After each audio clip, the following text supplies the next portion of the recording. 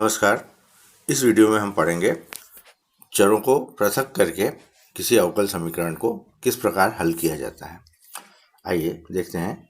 यदि कोई प्रथम कोटि और प्रथम घात का अवकल समीकरण इस रूप में हो dy by dx equal to F of X Y, यानी ये फलन f x और y का फलन है और वो इस रूप में हो कि उसको हम x के फलन और y के फलन के गुणांक के रूप में लिख सकते हों, तो हम दोनों फलनों को अलग अलग कर सकते हैं। जैसे कि उदाहरण के रूप में dy by D X equal to H Y into G X, इस फलन को हम h के फलन y के फलन के रूप में और x के फलन के रूप में यदि गुणा में लिख सकते हों तो इनको हम अलग अलग कर सकते हैं, dy एच वाई और जी एक्स डी एक्स।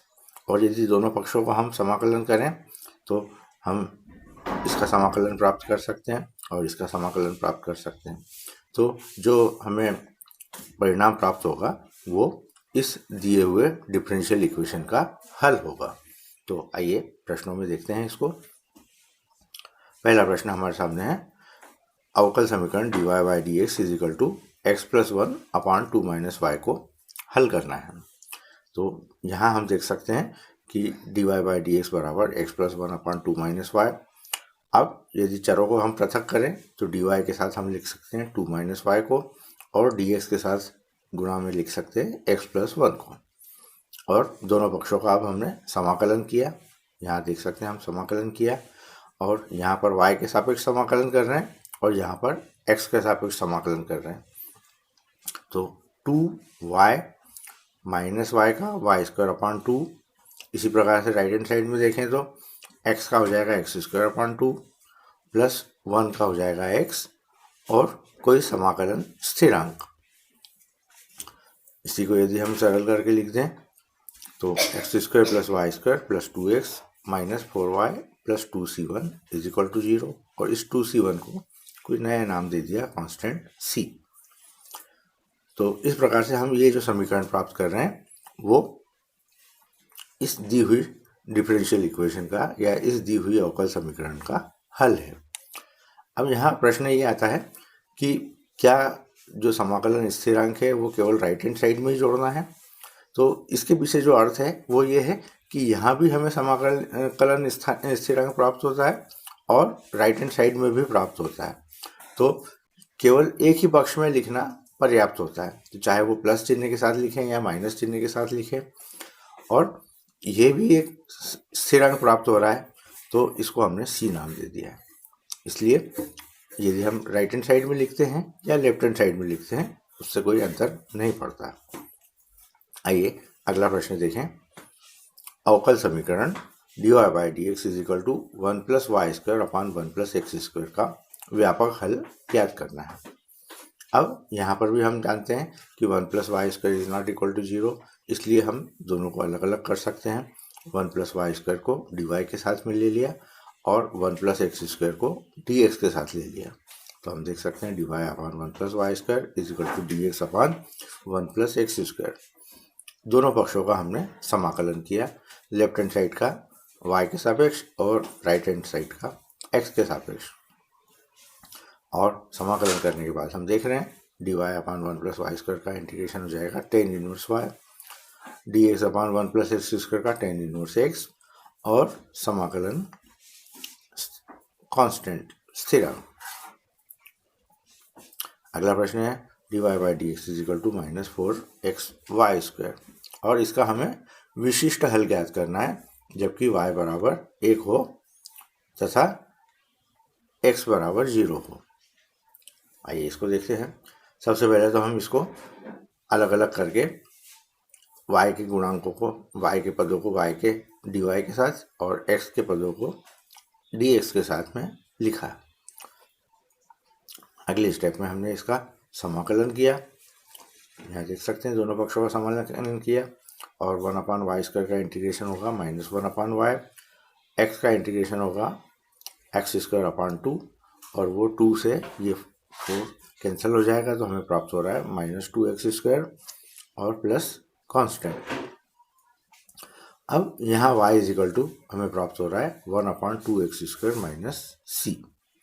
अब विशिष्ट हल का ये अर्थ होता है कि यदि हमें कोई कंडीशन दी हुई है और उस कंडीशन को यदि हम इस हल में रखते हैं तो हमें सी का मान प्राप्त होगा, और उस सी के मान को वापस इस जगह पर रखने पर, सी की जगह पर रखने पर जो हमें हल प्राप्त होगा वो सामान्य हल ना होते हुए एक विशिष्ट हल होगा, क्योंकि ये एक इस विशिष्ट परिस्थिति में को संतुष्ट कर रहा है। तो हमने y बराबर 1 और x बराबर 0 इस समीकरण में रखा और उसको हल किया तो हमें प्राप्त हो रहा है c बराबर -1। c के मान को यदि जब हम इस समीकरण में रखेंगे तो हमें ये जो हल प्राप्त हो रहा है, इस हल को हम कहेंगे विशिष्ट हल, जिसमें किसी समाकलन स्थिरांक का मान हमें प्राप्त होता है। तो ये विशिष्ट हल हमें प्राप्त हो रहा है। अगला प्रश्न देखें, बिंदु 1 से गुजरने वाले ऐसे वक्र का समीकरण ज्ञात कीजिए जिसका अवकल समीकरण x dy बराबर 2x² + 1 dx है, जहाँ x is not equal to 0। अब इस प्रश्न को यदि आप ध्यान से समझें तो ये जो डिफरेंशियल इक्वेशन दिया हुआ है ये हमें प्रदर्शित करता है वक्रों के कुल को, यानी पूरी एक फैमिली को प्रदर्शित करता है, पूरा एक फैमिली वक्रों के समुच्चय को प्रदर्शित करता है, और उसमें से हमें एक विशिष्ट वक्र का समीकरण ज्ञात करना है जो 1 1 से गुजरता है। इसका मतलब क्या हुआ कि हमें जो सॉल्यूशन ज्ञात करना है वो एक विशिष्ट हल होगा, पर्टिकुलर सॉल्यूशन होगा, और जिसमें x बराबर 1 लेना है और y बराबर 1 लेना है। तो आइए सबसे पहले तो हम इस समीकरण को हल करें। हमने चरों को पृथक कर दिया, x वाले पदों के साथ में x वाले पद और y वाले पद के साथ में, चूंकि कोई पद नहीं है इसलिए इसको हम 1 मान रहे हैं। तो 1 × dy = 2x² + 1/x dx, और dy जब हमने भाग दिया दोनों अलग अलग पक्षों में तो ये 2x + 1/x dx। अब दोनों पक्षों का हमने समाकलन किया तो y का समाकलन हो जाएगा, dy का समाकलन हो जाएगा y, 2x का हो जाएगा x²/2, तो 2 से 2 कैंसिल हो जाएगा, और 1/x का हो जाएगा log x प्लस कांस्टेंट। अब हमें एक विशिष्ट सदस्य का समीकरण चाहिए, ये पूरे कुल का समीकरण है, तो विशिष्ट समीकरण के लिए x बराबर 1 रखने पर y बराबर भी 1 रखना है। तो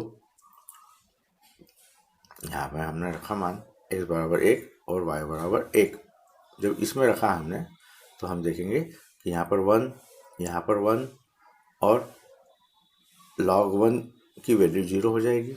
तो हम देख रहे हैं c = 0। तो इसको जब हमने हल किया और c का मान रखा तो ये एक विशिष्ट हल हमें प्राप्त हो रहा है। अगला प्रश्न देखें, बिंदु 2 - 3 से गुजरने वाले ऐसे वक्र का समीकरण ज्ञात करना है जिससे किसी बिंदु xy पर स्पर्श रेखा की प्रवणता 2x/y² है। अब हम जानते हैं स्पर्श रेखा की प्रवणता dy/dx के बराबर होती है, तो dy/dx बराबर 2x/y², और इसको भी हम चरों के पृथक्करण विधि से इसको हम y² dy बराबर 2x dx लिख सकते हैं। दोनों पक्षों का हमने समाकलन किया, समाकलन करने पर हम प्राप्त कर रहे हैं y² का समाकलन y³ और 2 × x²/2, तो 2 से 2 कैंसिल हो जाएगा और हमें प्राप्त हो रहा है x² और प्लस समाकलन का स्थिरांक कांस्टेंट। अब प्रश्न में हमें दिया हुआ है वक्र बिंदु -2 3 से गुजरता है, यानी x बराबर -2 y बराबर 3। तो इस शर्त को यदि इस समीकरण में हम रखें, इस समीकरण में, तो हल करने पर हमें प्राप्त होगा c बराबर 5, और इस c के मान को यहाँ वापस रखने पर जो हमें अभीष्ट वक्र का समीकरण मिलेगा y³ = x² + 5, या इसको और सरल करके हम इस रूप में लिख सकते हैं y बराबर 3x² + 15 और पूरे की घात 1/3।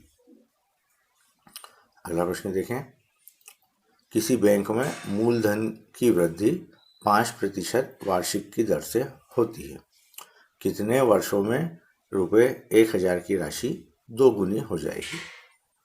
तो यहाँ हमें प्रश्न दिया हुआ है किसी समय t पर मूलधन p है, तो दी हुई समस्या के अनुसार dp अपान dt यानी मूलधन में वृद्धि की दर 5/100 गुणित p। यदि मूलधन p है तो उसमें वृद्धि हो जाएगी 5/100 गुणित p, यानी dp अपान dt का मान दिया हुआ है p अपान 20। यहाँ हमने चरों को पृथक किया, dp अपान p बराबर dt अपान 20 और दोनों पक्षों का हमने समाकलन किया, तो हम प्राप्त कर रहे हैं log p is equal to t upon 20 plus constant या p is equal to e की power t upon 20 into e की पावर c। और यहाँ हमें इसको एक नया कांस्टेंट मान सकते हैं e की पावर c1 को, तो इसको हमने c मान लिया। अब हमें शर्त दी हुई है कि p बराबर 1000 जब t का मान 0 है, यानी प्रारंभिक अवस्था में p का मान इतना है। तो इस स्थिति का मान रख करके हमने c का मान प्राप्त किया। तो यहाँ देख रहे हैं हम इसमें t बराबर 0 रखा और p का मान 1000 रखा, तो c का मान हमें 1000 प्राप्त हो रहा है। तो समीकरण में हम यदि मान रख दें तो p बराबर 1000 गुणित e की पावर t अपान 20। तो मान लीजिए कि t वर्षों में मूलधन दुगना हो जाता है, यानी p का मान 2000 हो जाता है, तो 2000 बराबर 1000 गुणित e की पावर t अपान 20। और इसको यदि हम हल करें तो ये हमें प्राप्त होगा t बराबर 20 log 2, अर्थात इतने समय में धन 2 गुना हो जाएगा। आइए अब प्रश्नावली के प्रश्नों को हम हल करें। पहला प्रश्न है हमारे सामने dy by D x is equal to 1 minus cos x upon 1 plus cos x. तो ये dy बाई डी एक्स का मान दिया हुआ है, तो हम इसमें y को अलग कर लें और x को अलग कर लें, तो हम देख रहे हैं dy बराबर 1 minus cos x upon 1 plus cos x dx।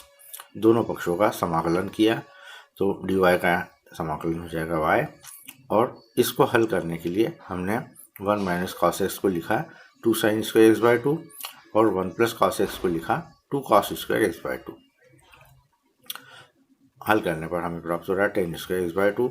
इसको हम लिख सकते हैं sec square x by 2 minus 1।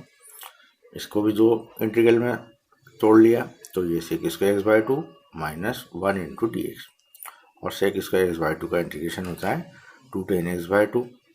आप चाहें तो एक्स बाई 2 को टी पुट कर दें, तो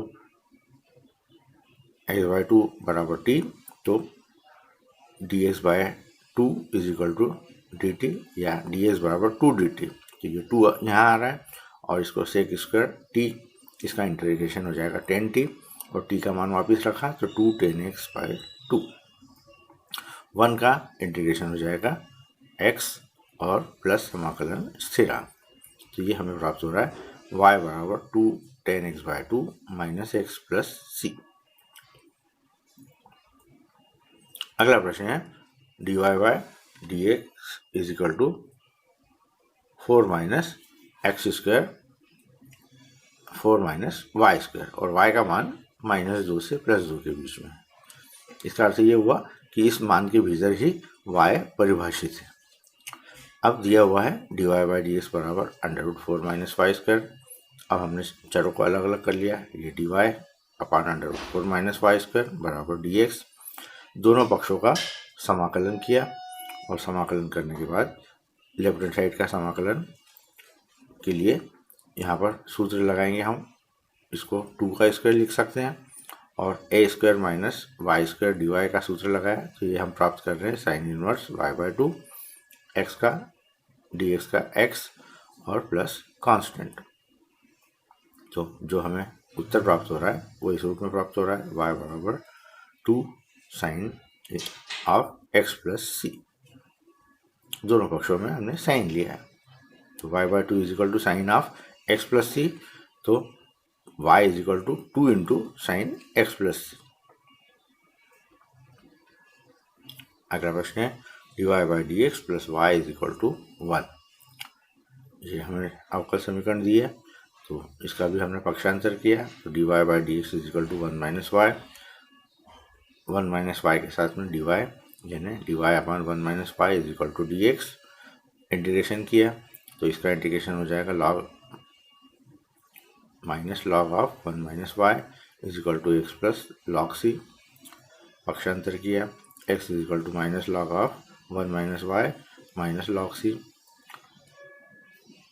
minus x is equal to log of c into 1 minus Y.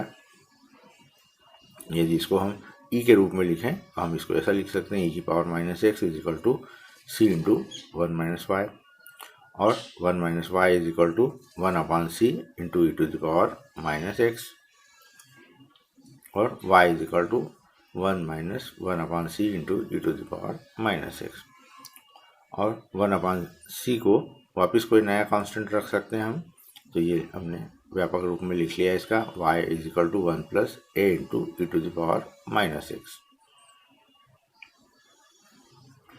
अगला प्रश्न है sec square x into 10y d x plus sec square y into 10x d y is equal to 0।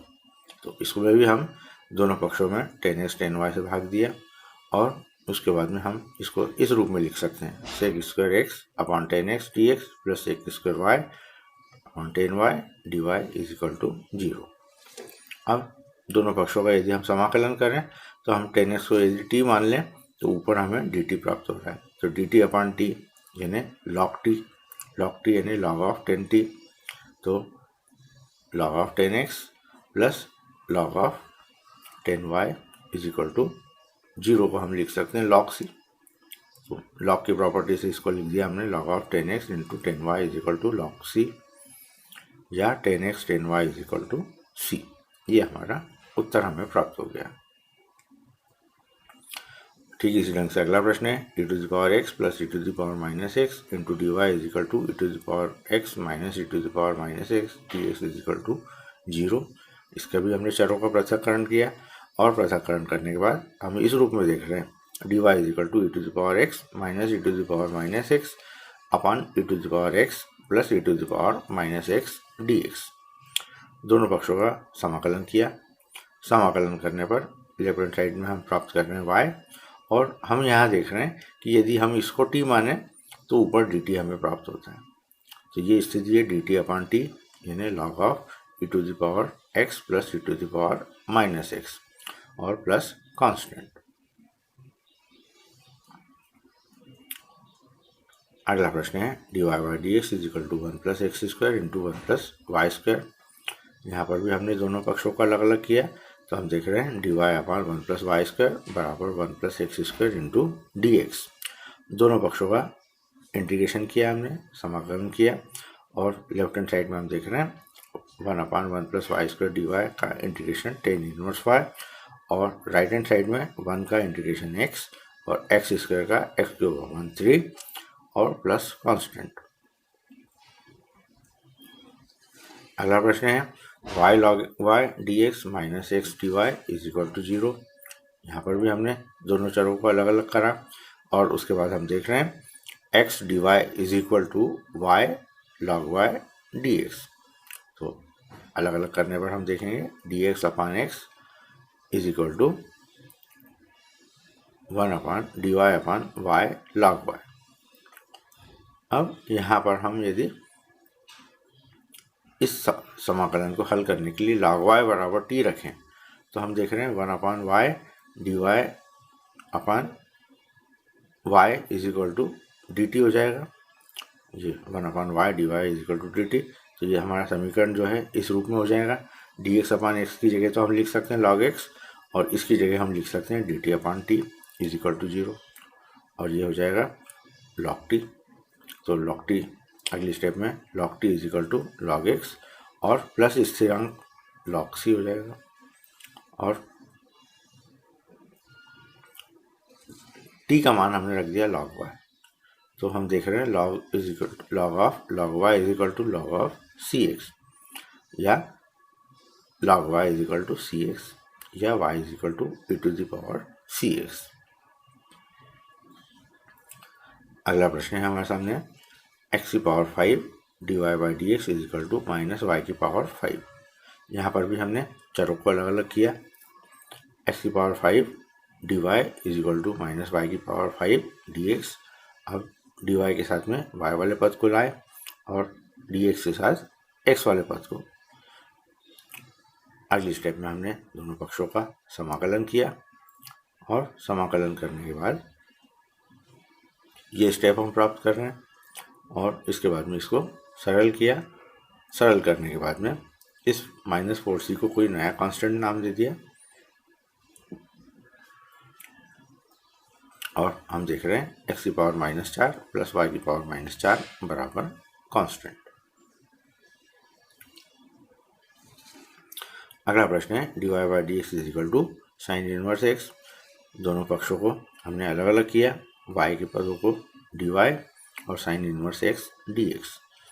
दोनों पक्षों का समाकलन किया और यहाँ पर साइन इनवर्स x को समाकलन करने के लिए हमने 1 का गुणा किया और फिर 1 को पहला फंक्शन, साइन इनवर्स x को पहला फंक्शन और 1 को दूसरा फंक्शन मान करके हमने हल किया।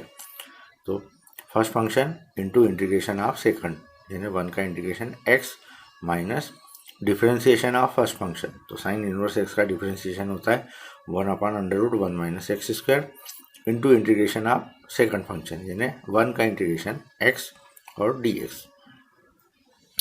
अब यदि 1 माइनस एक्स स्क्वायर को हम t माने तो हमें -2x dx बराबर dt मिलना चाहिए। तो हमने -2 से इधर भी गुणा किया और बाहर भी गुणा किया, तो माइनस माइनस प्लस हो जाएगा, तो ये बाहर तो हो जाएगा 1/2 और भीतर मिलेगा -2x upon √1 minus X square dx। अब 1 माइनस एक्स स्क्वायर को हमने t मान लिया, तो -2x dx बराबर dt। तो हमारा जो प्रश्न है वो इस रूप में हो जाएगा y is equal to x sine inverse x, तो पहले जैसा, और ये 1/2 और -2x dx की जगह पर dt और √1 माइनस एक्स स्क्वायर की जगह पर √t। इसको हमने हल कर लिया। हल करने पर हम प्राप्त कर रहे हैं 1/2 t की पावर -1/2 प्लस 1 और -1/2 प्लस 1, और इसको हमने हल किया। तो हल करने के बाद x sine inverse x plus √t plus integrating constant, और t का भी मान रख दिया हमने 1 माइनस एक्स स्क्वायर। तो ये हमारा सॉल्यूशन हमें प्राप्त हो गया। अगला प्रश्न, e की power e⁻x 10y dx plus 1 minus e⁻x sec square y dy is equal to 0। यहाँ पर भी हम दोनों चरों को अलग अलग कर लेंगे। पहले तो पक्षांतर किया और उसके बाद में चरों को हम अलग अलग करेंगे। तो हम देख रहे हैं x dx के साथ में e⁻x अपॉन 1 माइनस e⁻x और dy के साथ minus sec square y 10y। दोनों पक्षों का हमने समाकलन किया और समाकलन करने पर दो इंटीग्रल हमें प्राप्त हो रहे हैं। अब यहाँ पर यदि हम 1 माइनस e⁻x को t पुट करें तो हम यहाँ पर प्राप्त कर रहे हैं 1 माइनस t, और इसका इंटीग्रेशन हो जाएगा minus log of 1 minus t, और t का भी मान रख दें हम तो ये हमें प्राप्त होगा minus log of 1 minus e⁻x। तो ये हमने इस इंटीग्रल का मान निकाला है।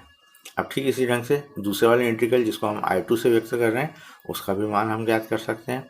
उसके लिए हमने I2 बराबर sec square y upon 10y dy माना है और इस 10y को हमने z मान लिया है। तो सेक स्क्वायर वाई dy बराबर dz हो जाएगा और हमारा इंटीग्रल इस रूप में बदल गया dz अपॉन z के रूप में, और इसको इंटीग्रेट करेंगे तो log z मिलेगा और z का मान वापस रख दें हम तो ये हमें log ऑफ 10y मिल रहा है। इन दोनों मानों को रखें समीकरण में, तो I1 और I2 के मान समीकरण में रखें तो ये I1 का मान, ये I2 का मान बराबर log c, और इसको हल किया हमने। तो हल करने के बाद हमें 10y is equal to c into 1 minus e⁻x प्राप्त हो रहा है। अब ये समीकरण हमें दी हुई है और इसमें हमें विशिष्ट हल ज्ञात करना है। विशिष्ट हल का मतलब होता है कि कोई प्रतिबंध दिया हुआ है, हमें उस प्रतिबंध के आधार पर c का मान ज्ञात करना है और वो c का मान जब हम समीकरण में रखेंगे तो हमें हल करना है। अब यहाँ दिया हुआ है y बराबर 1 यदि x बराबर 0 हो। और ये हमें अवकल समीकरण दिए। तो सबसे पहले हम dy अवकल समीकरण को, चरों को पृथक कर दें। तो हम देख रहे हैं dy is equal to 2x² plus x upon x³ plus x² plus x plus 1 dx। दोनों पक्षों को अलग अलग किया। अब हम यदि x³ plus x² plus x plus 1 को हम इस ढंग से लिख सकते हैं, x plus 1 into x² plus 1, और ऊपर हमें मिल रहा है 2x² प्लस x। अब यहाँ पर यदि हम पार्शियल फ्रैक्शन करें तो इसके लिए जो पार्शियल फ्रैक्शन होते हैं वो हम लोग पढ़ चुके हैं। a upon x plus 1 plus x² plus 1 के लिए bx प्लस सी अपान x² प्लस 1। अब हमारा उद्देश्य है ए बी सी के मान ज्ञात करना है। तो सबसे पहले तो हम एलसीएम लेते हैं। तो एलसीएम लेने पर हमें प्राप्त होगा a इंटू x² प्लस 1 और x plus 1 into B x plus C और upon x plus 1 into x² plus 1। अब इसकी तुलना हम इससे करें तो इधर 2x² प्लस x है और इधर हमें प्राप्त हो रहा है a into x² plus 1 plus b x plus c into x plus 1। अब गुणांकों की तुलना की हमने, तो यहाँ पर x² के गुणांक हमें प्राप्त हो रहे हैं a प्लस बी, यानी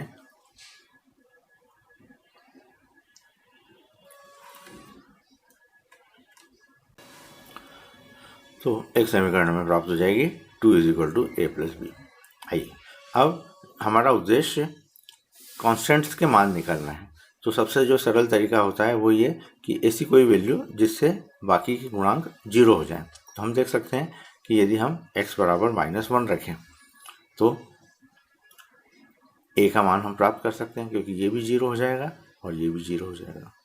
तो x बराबर -1 रखा हमने दोनों पक्षों में, तो 2 into 2 minus 1 is equal to a into -1 का स्क्वायर प्लस 1, यानी a का मान हमें प्राप्त हो रहा है 1/2।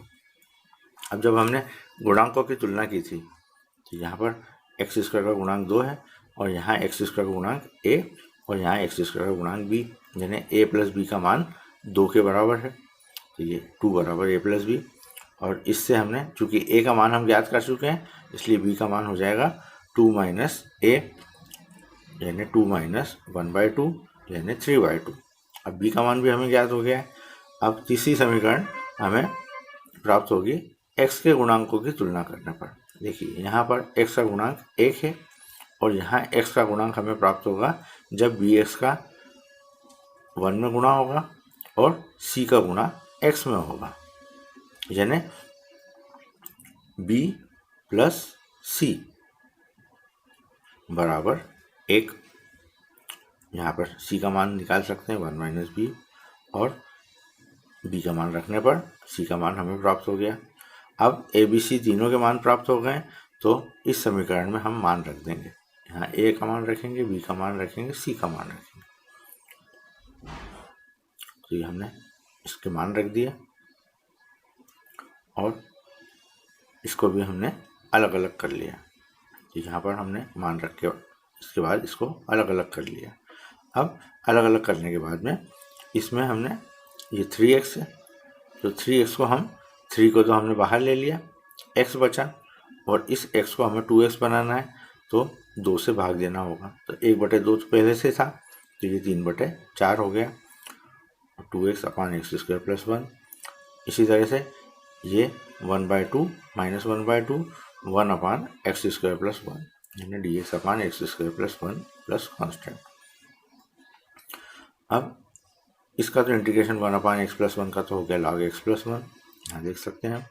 और इस x² प्लस 1 को यदि हम t माने तो 2x dx बराबर dt, तो इसका हो जाएगा 3/4 log ऑफ x² प्लस 1 और माइनस 1/2 dx अपान x² प्लस 1 का होता है tan inverse x plus constant. ये हमने इसका जनरल सॉल्यूशन प्राप्त कर लिया।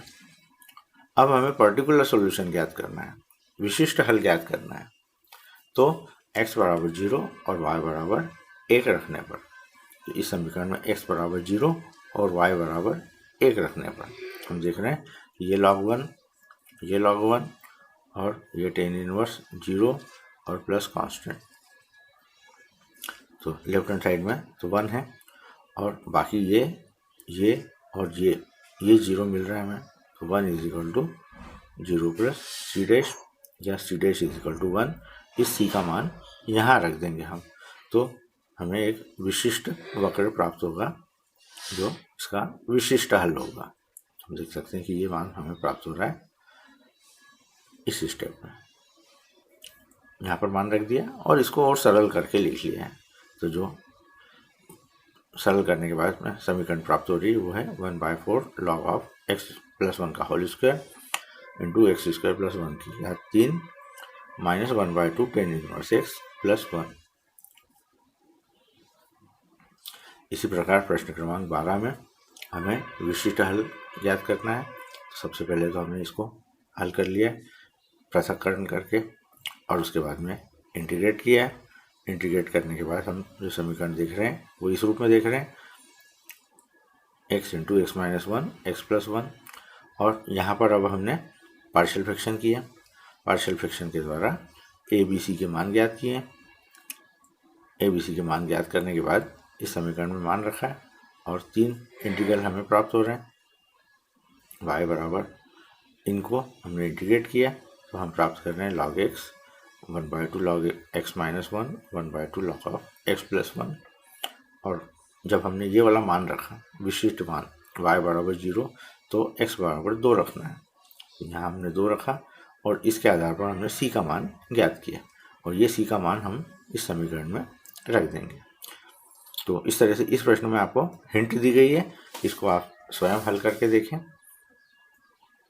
ठीक इसी ढंग से प्रश्न क्रमांक 13 है। इसमें cos of dy by D x is equal to A दिया हुआ है। तो dy by D x is equal to cos inverse ए।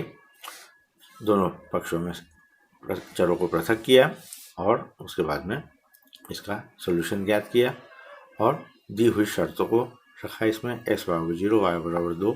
उससे c का मान हमने प्राप्त किया और c का मान वापस इस समीकरण में रखने पर हमें विशिष्ट हल प्राप्त होगा। ठीक इसी प्रकार प्रश्न क्रमांक 14 है।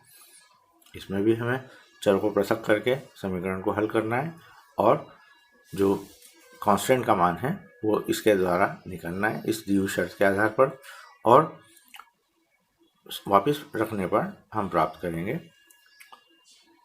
विशिष्ट हल। तो इसको भी आप स्वयं हल करके देखें। ठीक है, इसी ढंग से dy by D x is equal to e to the power x sine x दिया हुआ है और बिंदु 0 0 से गुजरने वाले वक्र का समीकरण ज्ञात करना है।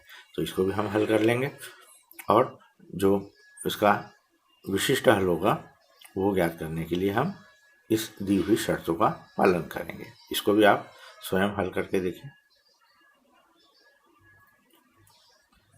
ठीक इसी ढंग से ये प्रश्न है, इसको भी आप हल कर पाएंगे। बिंदु 1 माइनस 1 से गुजरने वाले वक्र का समीकरण ज्ञात करना है। तो पहले तो इसको हम चरों का पृथक्करण करके इसका हल करेंगे और फिर जो हमारा व्यापक हल आएगा उसमें हम c का मान ज्ञात करेंगे दी हुई शर्तों को रख करके और c का मान ज्ञात करने के बाद फिर से वापस हमने इस समीकरण में मान रख दिया c का। ठीक इसी ढंग से अगला प्रश्न 0 माइनस 2 से गुजरने वाले ऐसे वक्र का समीकरण ज्ञात कीजिए जिससे किसी बिंदु x y पर स्पर्श रेखा की प्रवणता और उस बिंदु के y निर्देशांक का गुणनफल उस बिंदु के x निर्देशांक के बराबर है। तो हम जानते हैं बिंदु x y पर प्रवणता dy बाई डी एक्स होती है और दी हुई शर्तों के हिसाब से y into d Y by D x बराबर x है। तो ये डिफरेंशियल इक्वेशन हमें दी हुई है, इसको हमने हल किया। हल करने के बाद में इस c का जो मान है वो इस दी हुई शर्तों के आधार पर ज्ञात किया और फिर से रख दिया। ठीक इसी ढंग से अगला प्रश्न है, एक वक्र के किसी बिंदु x y पर स्पर्श रेखा की प्रवणता स्पर्श बिंदु को -4 -3 से मिलाने वाली रेखाखंड की प्रवणता की 2 गुनी है। यदि यह वक्र बिंदु -2 1 से गुजरता हो तो इस वक्र का समीकरण ज्ञात कीजिए। अब हमें दिया हुआ है, हम जानते हैं स्पर्श रेखा की प्रवणता dy बाई डी एक्स होती है और बिंदु xy और -4 को मिलाने वाली रेखा की प्रवणता हम जानते हैं y2 माइनस y1 अपान x2 माइनस x1। उस सूत्र के आधार पर y+3 अपान x+4 और 2 गुनी है, यानी जो हमें प्रवणता स्पर्श रेखा की दी हुई है वो इस प्रवणता की 2 गुनी है। तो 2 टाइम्स y+3/x+4। तो ये हमें एक अवकल समीकरण प्राप्त हो गई और इस अवकल समीकरण को हमने हल किया। हल करने के बाद में ये हमारा जनरल सॉल्यूशन आया, व्यापक हल आया। इसमें c का मान हमें ज्ञात करना है, तो इस दी हुई शर्त का हमने पालन किया और उसके आधार पर c का मान हमने ज्ञात किया। और c का मान जब हमने व्यापक समीकरण में रखा तो ये हमें विशिष्ट हल इसका प्राप्त हो रहा है। ठीक इसी ढंग से अगला प्रश्न है, एक गोलाकार गुब्बारे का आयतन जिसे हवा भरकर फुलाया जा रहा है स्थिर गति से बदल रहा है। यदि आरंभ में इस गुब्बारे की त्रिज्या 3 इकाई और 3 सेकंड बाद 6 इकाई है तो t सेकंड बाद उस गुब्बारे की त्रिज्या ज्ञात कीजिए। इसको भी हम सबसे पहले डिफरेंशियल इक्वेशन के रूप में बदलेंगे। हमें दिया हुआ t समय पर गुब्बारे की त्रिज्या r और आयतन v हो, तो v बराबर हम जानते हैं 4/3 πr³ और इसके बदलने की दर यानी dy/dt ऑफ 4/3 πr³ 8 समय के सापेक्ष बदल रहा है, यहाँ x के स्थान पर t होना चाहिए। तो हमने इसको डिफरेंशिएट किया तो हम प्राप्त कर रहे हैं 4/3 πr³ का हो जाएगा 3r² dr/dt = k, क्योंकि ये अचर है, हमें दिया हुआ है कि ये परिवर्तन की दर अचर है। और इसको जब हमने हल किया तो हम हल करने के बाद में जो डिफरेंशियल इक्वेशन प्राप्त कर रहे हैं वो है 4πr² dr = k dt। समाकलन किया, समाकलन करने के बाद जो समीकरण हमें प्राप्त हो रही है 4πr³ = kt + c। t का मान जब 0 है तो r का मान 3 रखा हमने और इससे हमने c का मान निकाला और c का मान जब हमने समीकरण में रखा तो ये समीकरण हमें प्राप्त हो रही है जो विशिष्ट हल के रूप में। इससे हमने k का मान प्राप्त कर लिया और k का मान जब हम रखेंगे तो ये हमारा अभिष्ट हल होगा। ठीक इसी ढंग से प्रश्न क्रमांक 20 को आप हल करें, जो हम उदाहरण में देख चुके हैं। इसको भी आप स्वयं हल करने की कोशिश करें।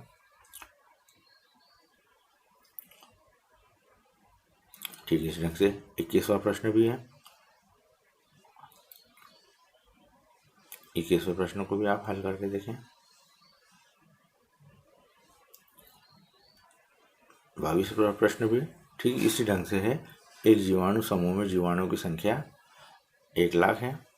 2 घंटे में इनकी संख्या में 10% की वृद्धि होती है तो कितने घंटों में जीवाणुओं की संख्या 2 गुनी यानी 2 लाख हो जाएगी यदि जीवाणुओं की वृद्धि की दर उनके उपस्थित संख्या के समानुपाती है। अब मान लीजिए कि जीवाणुओं की संख्या y हो तो t समय पर उनकी वृद्धि की दर यानी dy/dt समानुपाती है y के, यानी dy/dt = ky। अब ये एक डिफरेंशियल इक्वेशन बन गई। इसके पक्षों को हमने हल किया और जब t = 0 तो y = y0, इसमें हमने मान रख दिया तो c का मान आ गया log y0 और c का मान हमने रखा और समीकरण हम प्राप्त कर रहे हैं log y/y0 = kt। अब 2 घंटे में जीवाणुओं में वृद्धियों में की संख्या में 10% की वृद्धि होती है यानी t = 2 रखना है हमें। तो y = y0 + 10% की वृद्धि यानी 10/100 गुणित y0। इसको हल किया तो 110/100 y0। अब समीकरण 2 में t = 2 और y का मान ये वाला 11/10 y0 रखने पर, समीकरण 2 है, इसमें मान हम रख रहे हैं और मान रखने के बाद में k का मान हमने प्राप्त किया और k का मान वापस समीकरण 2 में रखेंगे तो हल करने के बाद जो हमें उत्तर प्राप्त होगा वो इस ढंग से होगा। तो इस तरह से हम देख सकते हैं कि डिफरेंशियल इक्वेशन का जो उपयोग होता है वो इस तरह की समस्याओं में भी होता है जो हमारे दैनिक जीवन से या विज्ञान के पहलू से जुड़ी हुई है, जहाँ पर हमें तो इस तरह से हम देख सकते हैं कि डिफरेंशियल इक्वेशन का उपयोग जीव विज्ञान में भी हो रहा है, जहाँ जीव विज्ञान में इस तरह की समस्याओं को हल डिफरेंशियल इक्वेशन के द्वारा किया जा रहा है। तो इस तरह से इस प्रश्नावली में हमने चरों को पृथक करके और डिफरेंशियल इक्वेशन को सॉल्व किया है, उस अवकल समीकरण का हल प्राप्त किया है। तो इन हिंट्स के आधार पर आप स्वयं हल करके इन प्रश्नों को देखें। तो इस वीडियो के लिए इतना ही। धन्यवाद।